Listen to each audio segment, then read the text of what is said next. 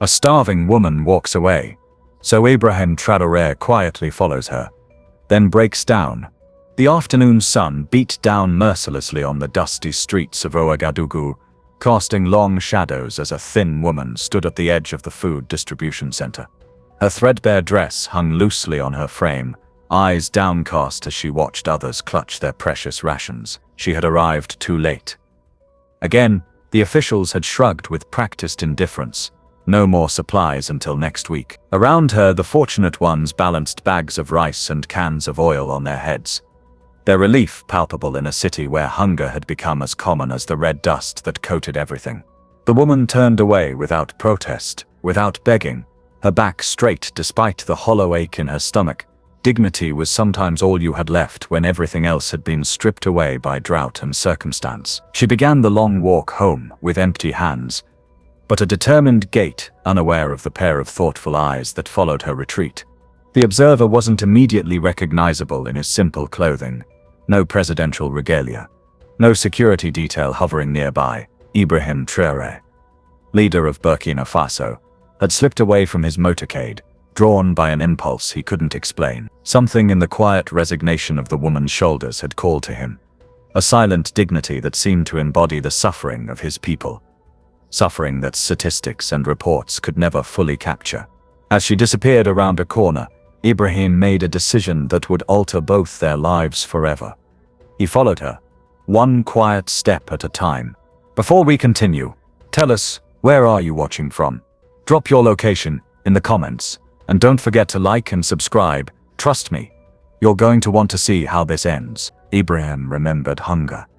As a boy in his village, years before military coups and presidential duties, he had known the gnawing emptiness that twisted a child's stomach into knots. His mother would often go without food herself, claiming she wasn't hungry while her children ate the meager portions she provided. That memory flooded back as he maintained a careful distance behind the woman, who walked with purpose despite her visible exhaustion. He touched the simple cotton shirt he wore, a deliberate choice for these rare and unauthorized excursions away from the palace. These moments when he could see his country without the filter of official visits and carefully staged presentations had become increasingly precious. His security chief would be furious, but some truths could only be witnessed firsthand. The woman paused at a market stall, eyeing the wilted vegetables with longing. The vendor recognized her. "Mama Ayesha, nothing today unless you have money," he said, not unkindly, but firmly. "I gave credit last week." "I understand," she replied, her voice carrying a gentle strength that surprised Ibrahim. "God provides what we need, when we need it." She continued walking, and Ibrahim followed, slipping through the crowd unrecognized. The streets narrowed as they left the main thoroughfare, the buildings becoming more dilapidated. Here the drought's impact was written on every face, every crumbling wall. He watched as Aisha stopped to collect discarded vegetable trimmings that more fortunate shoppers had left behind. Two older men sat in the shade of a dying acacia tree, their conversation pausing as Aisha passed. "That woman feeds orphans when she can barely stand herself," one whispered, unaware of Ibrahim nearby. "They say she lost her own children in the conflict up north, and now cares for any child without parents. Allah sees her kindness," the other replied. "But kindness doesn't fill stomachs." Ibrahim felt something crack inside his chest. How many Ayeshas existed across his country? Invisible heroines fighting battles no government program seemed to reach. In cabinet meetings, hunger was discussed as statistics, as distribution challenges, as budget allocations, but here walked its human face, collecting scraps with dignity. He remembered the words of his grandmother. A true leader feels the pain of his people in his own body. For months, he'd been struggling with the disconnect between his vision for Burkina Faso and the reality of implementing change in a system resistant to reform. Reports of misappropriated aid had reached him, but bureaucracy moved slowly against entrenched interests. As Aisha disappeared down an alley, Ibrahim whispered to himself, "Sometimes the most powerful change begins with a single silent step behind someone who has nothing left to lose." With renewed purpose he followed, knowing he could no longer unsee what he had witnessed. The afternoon heat intensified as Ibrahim followed Aisha through a maze of narrow paths between makeshift homes. She stopped at a small kiosk where a robust man in a crisp shirt counted money behind a wooden counter. Even from a distance, Ibrahim could see the man's well-fed appearance stood in stark contrast to the neighborhood around him. "Mama Aisha," the shopkeeper called out with performative warmth that didn't reach his eyes. "What brings you here today?" "More charity cases to feed." "I need just a little rice and oil, Mr. Diallo," she replied. "The distribution center had nothing left. I can pay next week when my sewing money comes." The shopkeeper's smile hardened. "You said that last month. My business isn't a charity. The government sends food. But somehow it's never enough, is it? Perhaps if you worked harder, instead of taking in every stray child." Ibrahim's jaw tightened. He recognized the shopkeeper now, the cousin of a regional administrator responsible for local food distribution. The administrator who had assured him just last week that supplies were adequate for community needs. Aisha didn't argue. "I understand," she said simply, turning away. "Wait," Ibrahim called out before he could stop himself. Both Aisha and the shopkeeper turned toward him. Thinking quickly, he approached the counter. "I'll pay for what she needs." The shopkeeper's demeanor transformed instantly. "Ah, a generous stranger. Of course, of course." He began measuring rice into a bag. Suddenly attentive, Ibrahim handed over money, careful to keep his face partially averted. He'd been president for long enough that his features might be recognized, even in this neighborhood. "Thank you, brother," Aisha said, her eyes meeting his briefly. "May God reward your kindness." "It's nothing," Ibrahim murmured, uncomfortable with gratitude for what should be every citizen's right. Enough food to survive. As they stepped away from the shop, Ibrahim heard the shopkeeper make a call. "Kareem, you won't believe who just walked in with that beggar woman." "Yes, I'm certain it's him." Ibrahim knew his anonymous observation was now compromised.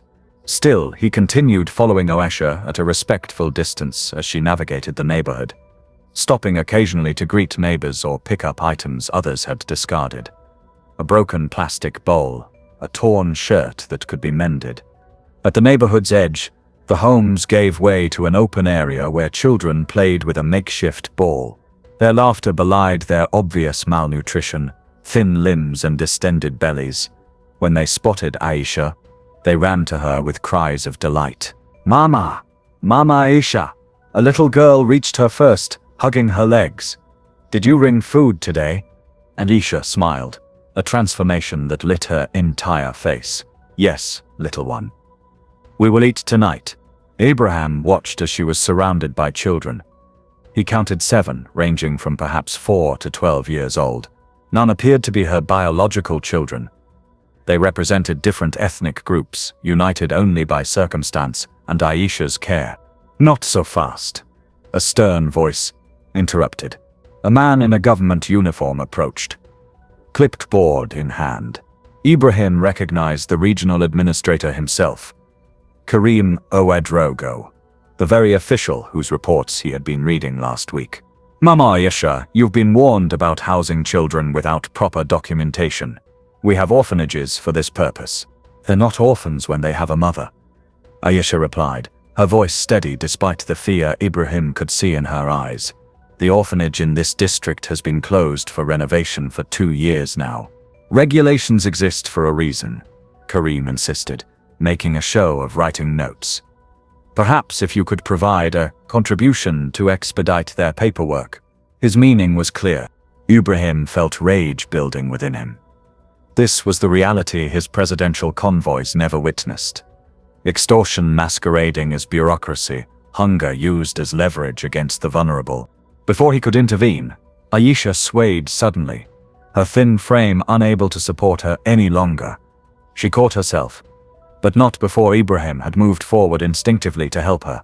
"Are you well, sister?" he asked, supporting her arm while keeping his face angled away from the administrator. "Just a moment of weakness," she whispered. "I haven't eaten since yesterday. The children must eat first." The administrator looked annoyed at the interruption. "Who are you?" he demanded, studying Ibrahim with growing suspicion. A neighbor, Ibrahim replied shortly. Helping a fellow citizen. Isn't that what we should all do? Recognition dawned slowly in Karim's eyes. You look like… Ibrahim made a quick decision. I was just leaving. Good day. He slipped away before the man could confirm his suspicions. His mind racing. Direct intervention now would only create temporary change. He needed to understand the full extent of what was happening. He watched from a distance as Aisha gathered her children and headed toward a small tin-roofed structure at the neighborhood's edge. Even from afar, he could see how she straightened her posture before entering, putting on strength she didn't possess for their sake. Inside her humble home, through the open doorway, Ibrahim witnessed a ritual of love and sacrifice. Aisha prepared the small amount of rice, dividing it carefully among 7 bowls, keeping nearly nothing for herself. The children ate with the focused intensity of those who knew hunger intimately. She watched them with quiet satisfaction, occasionally touching a head or wiping a small face, her own hunger seemingly forgotten. Ibrahim retreated behind a nearby building, overwhelmed by what he had seen. His throat tightened painfully. He had promised reforms, had believed in the systems he was building. Yet here, just kilometers from the presidential palace, his people suffered under corruption. He had failed to root out the contrast between the palatial government buildings he occupied and this reality was unbearable. Ibrahim's legs gave way as he slid down against the wall, tears streaming freely down his face. For the first time since taking office, he broke down completely, shoulders shaking with silent sobs. When he finally composed himself, he pulled out his phone, the one private line that connected him directly to his most trusted advisor. Musa, he said, voice still rough with emotion. I need you to come to the Eastern Quarter. No security, no cars with government plates. And bring the emergency funds box. He paused, looking back toward Aisha's home, where laughter could be heard despite everything. It's time we saw the truth with our own eyes. As the sun set over the tin-roofed homes, the president of Burkina Faso made a decision that would shake the foundations of his government. Starting tomorrow, everything would change. Morning dawned over Ouagadougou with the familiar heat already rising from the dusty streets. Aisha woke early as always, her body aching from hunger, but her resolve unbroken. The children still slept, tangled together on thin mats across the dirt floor. Their peaceful faces were her daily strength, the reason she pushed through her own weakness. She stepped outside to find a surprising scene unfolding in the small clearing that served as their community gathering space. Several men in ordinary clothes were unloading supplies from unmarked vehicles. Sacks of rice, containers of oil, vegetables, and even medical supplies. Among them was the stranger who had helped her yesterday. Good morning, Mama Aisha, he called, waving her over. We've brought some things for your community. Neighbors emerged from their homes, cautious but drawn by the unusual activity. Children appeared as if by magic, eyes wide at the sight of food. Who sent this? Aisha asked, suspicious of unexpected generosity. Too often, such gifts came with hidden costs or were merely photo opportunities for politicians who disappeared immediately after. Someone who wishes to make amends for failures, the man replied, gesturing for her to join him. Up close, she noticed something familiar about him. Something she couldn't quite place. For 2 hours, they worked side by side, organizing supplies and creating an orderly distribution system. The stranger seemed oddly knowledgeable about community organization, asking questions about which families had the greatest needs, which children required medical attention. He never patronized her or questioned her judgment, instead deferring to her knowledge of the community. You're not just a neighbor, are you? She finally asked as they took a brief rest in the shade. He smiled slightly, but didn't answer directly. Let's just say I'm someone who should have been paying closer attention. Their work continued through the morning. The stranger insisted Aya eat something herself before continuing. A simple meal of rice and beans that felt like a feast to her empty stomach. With nourishment came clarity, and with clarity came growing suspicion about her helper's identity. Just before midday, a black SUV with government plates screeched into the clearing. Karim Ouagadougou, the administrator from yesterday, emerged with 2 assistants, his face contorted with self-important anger. "What is happening here?"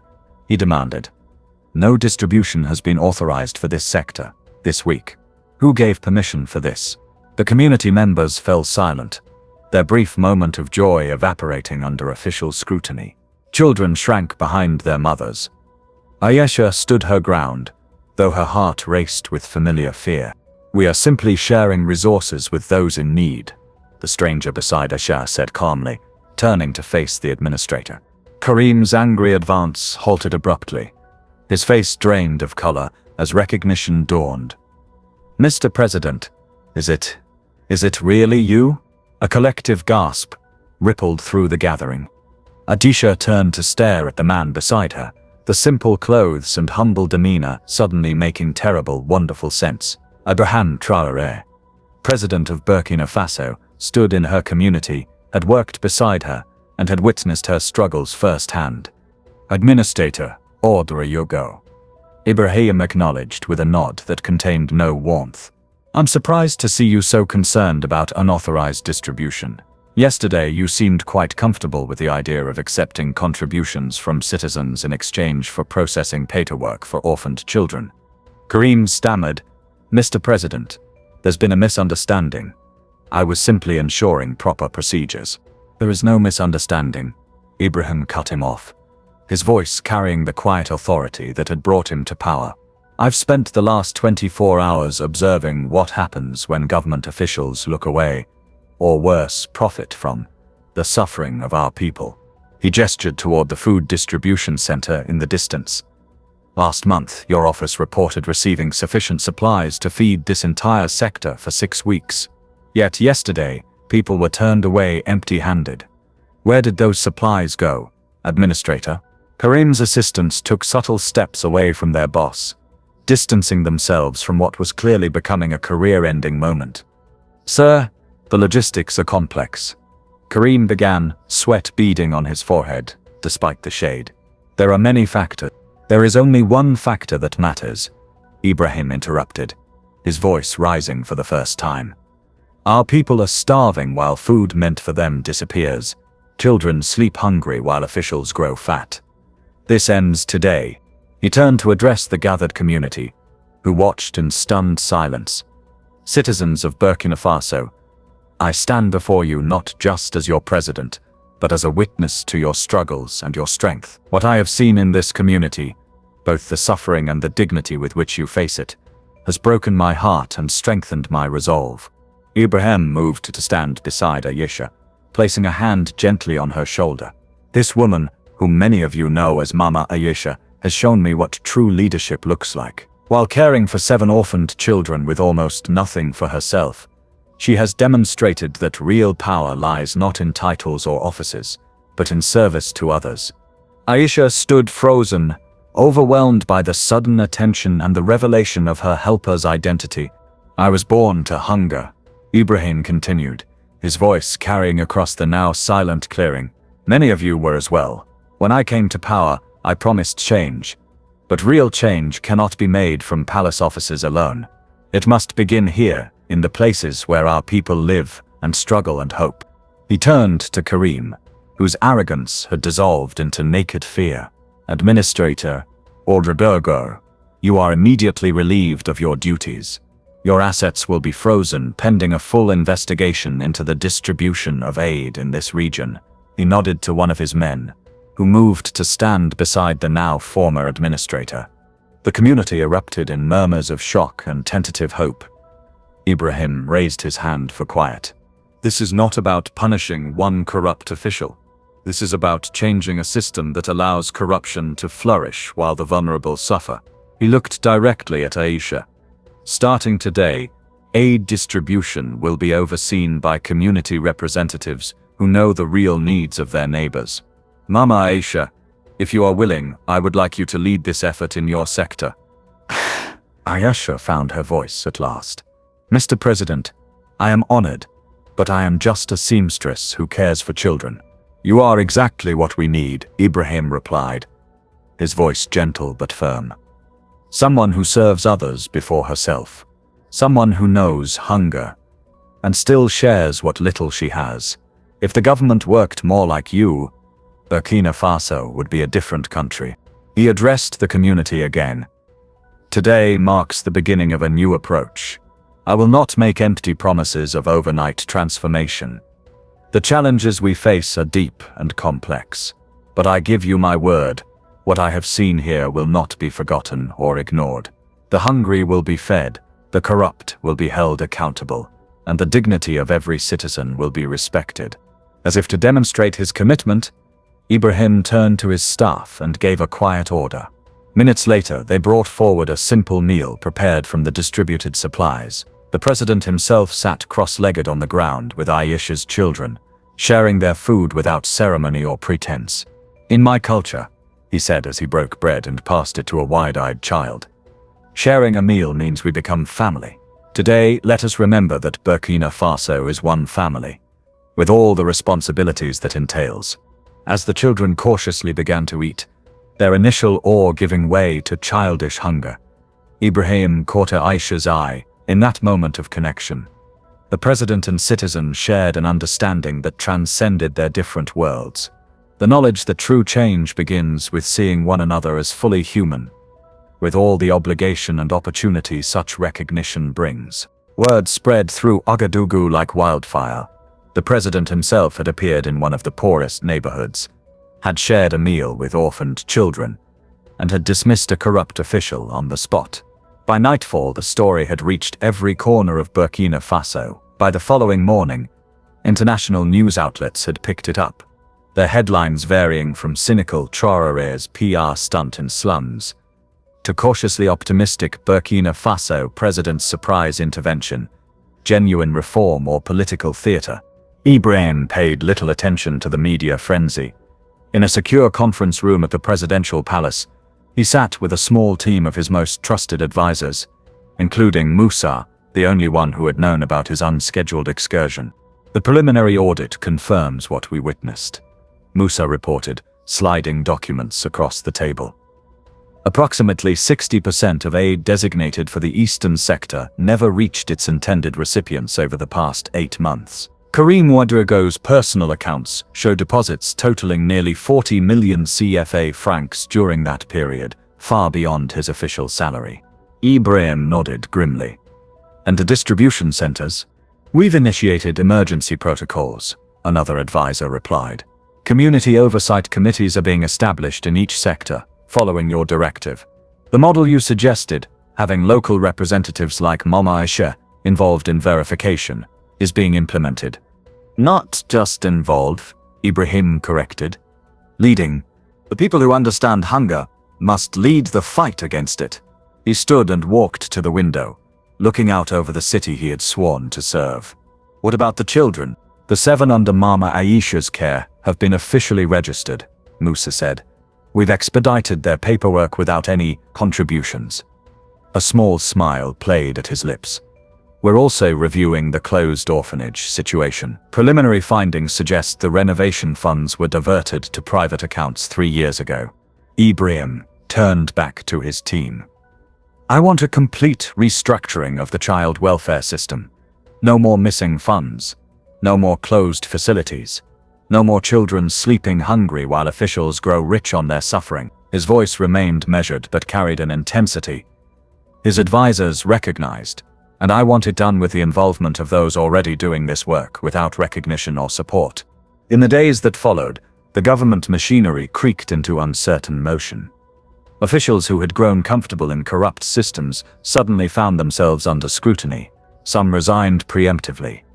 Others scrambled to demonstrate their commitment to reform. A few brave ones stepped forward with information about wider networks of corruption.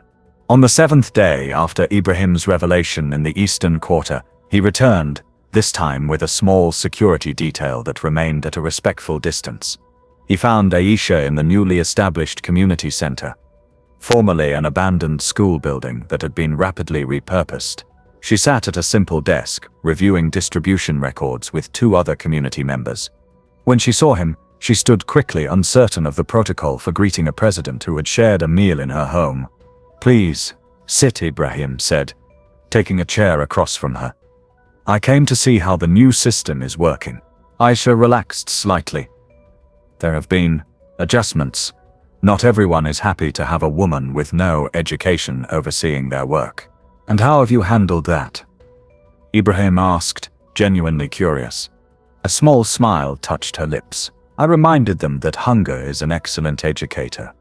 My knowledge comes from experience they should hope never to acquire. Ibrahim laughed, a sound rare enough that his security detail exchanged surprised glances. You should teach diplomacy at our national university. His expression grew more serious. The children? How are they? Thriving with regular meals, Aisha replied, her face softening. The youngest one, Fatih, asked if you would visit again. She says the president makes rice taste better. This time Ibrahim's smile reached his eyes. Children see the truth more clearly than most adults. How are you, though? This new role must be challenging. Aisha considered the question carefully. I am still adjusting to eating regularly by myself, and to being listened to by officials who would have ignored me 2 weeks ago. She met his gaze directly. But the work feels familiar. Caring for my community is not so different from caring for my children, just a larger family to feed. Ibrahim nodded. That perspective is precisely why you belong in this position. He hesitated briefly. There's something else I came to discuss. The investigation has uncovered significant problems with how we've approached food security. I'm establishing a national council to redesign our entire approach, from agricultural support to emergency distribution. I want you to be part of it. Aisha's eyes widened. Mr. President, I can barely read government documents. There are surely more qualified. There are many with degrees and titles. Ibrahim interrupted gently. What we lack are voices of lived experience. The policies we create must work for the Aishas of our country, not just look impressive in ministerial reports. She considered this, then nodded slowly. If you believe I can contribute, I will try. I know you can, he said simply, rising to leave. At the door, he paused. My grandmother would have liked you. She always said that true power isn't found in palaces, but in the hearts of those who serve without recognition. I'm beginning to understand what she meant. As promised, the reforms continued. Not smoothly. Entrenched interests fought back, some openly, others through obstruction and delay. Ibrahim found himself battling not just corruption, but complacency, the deadening belief that nothing could really change. Yet change came. Imperfect, but undeniable. The community oversight model spread from Ouagadougou to other regions. Food reached those who needed it most. The audit of misappropriated funds recovered enough resources to reopen the closed orphanages and establish a new one in the eastern quarter, named Maison d'Espoir, House of Hope. 1 month after his breakdown in the slums, Ibrahim instituted what would become known as the President's Walk, regular, unannounced visits to communities across the country. Sometimes in disguise, always with the purpose of witnessing citizens' reality without filter or preparation. Each walk reinforced what Aisha had taught him. That policy made from palace offices, without the input of those it affected, was hollow at best and harmful at worst. On one such walk, he encountered Karim Ubrogo again. The former administrator was now working at a community farm established on the outskirts of the city. Part of his alternative sentencing after confessing to corruption charges, Ibrahim observed him for a while unrecognized. Noting how the once arrogant official now worked alongside farmers, his hands calloused, his designer clothes replaced by practical work attire. When Ibrahim finally approached him, Karim's face registered shock, then shame. Mr. President, he said, lowering his eyes. I didn't expect to see you here. That was often my failure, Ibrahim replied. Being where I wasn't expected to be, he gestured to the thriving fields around them. This project seems to be succeeding. Karim nodded cautiously. The methods these farmers use, they know things I never learned in university. Things about the land, about working with what we have, instead of always demanding what we don't. He hesitated. I understand now that my actions hurt real people, not just numbers in a report. Ibrahim studied the man thoughtfully. Understanding is the beginning of change, both personal and national. He turned to leave, then added, "The Community Council evaluates workers here after 6 months. I'm told those who demonstrate genuine commitment are offered leadership roles in sustainable agriculture initiatives." As he walked away, Ibrahim reflected on transformation. How it began with seeing those rendered invisible by poverty or circumstance, and continued through the hard work of systemic change. Perfect solutions didn't exist. But the effort toward justice created its own momentum, its own hope. Later that evening, as the sun set over Ouagadougou, Ibrahim sat across from Aisha in a simple meeting room at the presidential palace. The National Food Security Council was concluding its session, various ministers and experts filing out with respectful nods to both their president and the woman whose presence had initially raised eyebrows, but whose practical wisdom had quickly earned grudging respect. When they were alone, Ibrahim asked the question that had been on his mind for weeks. "Do you think we're making genuine progress, or just creating new systems that will eventually corrupt in the same old ways?"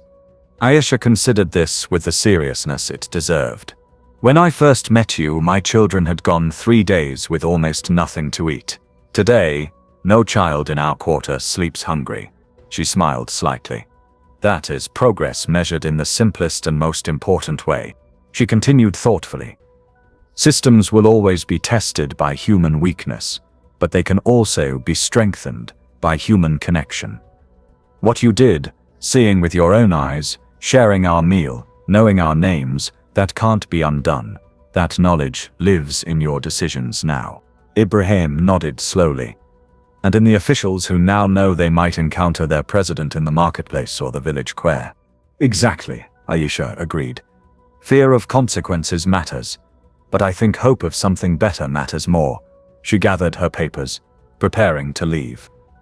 "My grandmother had a saying, 'A cooking pot watched closely never spills over.'" As she walked to the door, dignity in every step despite her simple dress among the palace's grandeur. Ibrahim realized that his breakdown a month ago had been necessary, the shattering of comfortable illusions that preceded genuine change. In following a starving woman, he had found a path back to the leader he had aspired to be. 3 months passed, bringing the first tentative rains to Burkina Faso after the long drought. In the eastern quarter of Ouagadougou, the community center bustled with activity as workers prepared for a celebration. Children darted between adults, their laughter carrying the unmistakable lightness of those who no longer carried hunger as a constant companion.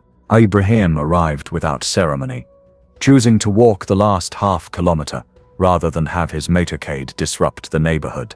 He smiled as he recognized faces along the way, not just of officials, but of ordinary citizens, who now nodded to him with something beyond the obligatory respect due to his office. There was recognition there, and a tentative trust that hadn't existed before. The community center had transformed from the hastily repurposed building of 3 months ago. Now freshly painted in warm yellow, its walls displayed children's artwork and community announcements. Outside, a small garden flourished with vegetables and herbs, tended by a team that included former administrator Karim Ouedraogo, whose sentence included community service in the very neighborhood he had once exploited. Ibrahim paused to observe Karim working with 2 young girls, patiently showing them how to identify which tomatoes were ready for harvest. The man's face had lost its arrogant sharpness, weathered now by sun and physical labor. When he noticed Ibrahim watching, he offered a respectful nod without the fearful cringing that had characterized their earlier encounters. Inside the center, Ibrahim found Aisha overseeing final preparations for the day's event. The official opening of Maison d'Espoir, the orphanage built on the site where she had once struggled to feed 7 children in a crumbling tin-roofed structure. She wore a simple but new dress, her frame no longer gaunt with hunger, but carrying the healthy strength of someone who ate regularly. "Mama Aisha," he greeted her, using the title that had now become something of an official designation. "Everything looks ready." She turned with a warm smile that contained none of the intimidation she had first shown in his presence. "Mr. President, we didn't expect you for another hour. I wanted to see the real preparations, not just the polished presentation," he replied, a reference to their shared understanding about the importance of unfiltered reality. Ayesha nodded appreciatively. Then you should see this. She led him through the building to a classroom where 15 children sat at simple desks, engaged in a reading lesson. Among them were the 7 he had first met. Now healthier, more animated, their eyes bright with the security of consistent care. The youngest, Fatih, spotted him first. "President Ibrahim," she called out, abandoning protocol to run and hug his legs. The teacher looked mortified, but Ibrahim knelt to the child's level. "Hello, little one. Are you learning well today?" She nodded vigorously. "Mama Ayesha says I can be president someday if I study hard." "Can I really?" Ibrahim looked into her earnest eyes, finding there the same hope he once carried, as a village boy with dreams larger than his circumstances. "Yes, Fatih. In Burkina Faso, the daughter of any family can lead if she learns to see with her heart as well as her eyes." The ceremony that followed was modest by official standards, but profound in its significance. Community members, government officials, and international partners gathered to celebrate not just a building, but a new approach. Under the shade of newly planted trees, Ibrahim stood before the assembled crowd, Ayesha at his side as equal partner rather than subordinate. 3 months ago, I followed a hungry woman through these streets, Ibrahim began, his voice carrying across the hushed gathering. I followed because something in her dignity called to me, the strength to walk away from a distribution center empty-handed without losing her humanity. What I witnessed changed not just my understanding, but the very direction of our governance. He gestured to the new orphanage behind him. Maison d'Espoir stands as testament to what becomes possible when leaders listen before acting. When policy emerges from lived reality rather than distant theory. But the true hope doesn't reside in this building. It lives in the recognition that every citizen matters, that hunger isn't just a statistic, but a human experience that demands human response.